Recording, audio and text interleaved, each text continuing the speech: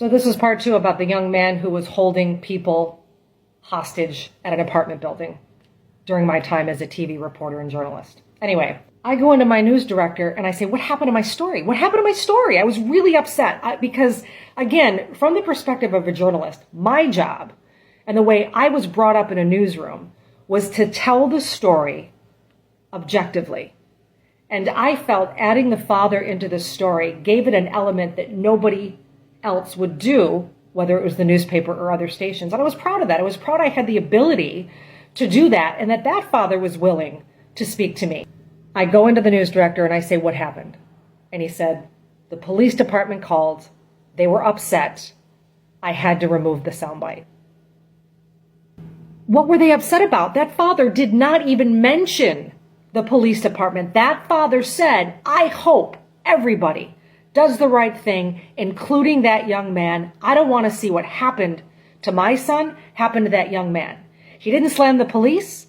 He didn't say anything about his son even being shot dead. I prefaced it with what I said before I used a soundbite. There was no criticism. What happened was, when that story aired, my story, it obviously freaked police out because they didn't want to be seen in a negative light. But that's not the way the story was told. That was their fear. So my story, without anyone consulting me, was completely dismantled.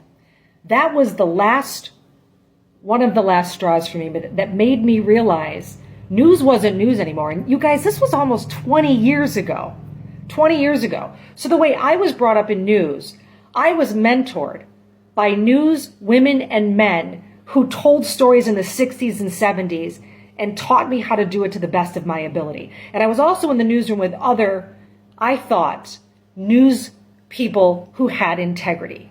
My point is that news today, I don't even know if I can call it that, is not just controlled, the narrative, by the media. And again, some of you already know this. It's controlled by other forces, politicians, law enforcement, people with money. Guys, it's a business. That's why I'm no longer in television news. I work for PBS. The stories I tell are much different. News just isn't what it used to be. We already know this. I'm just saying, pay attention.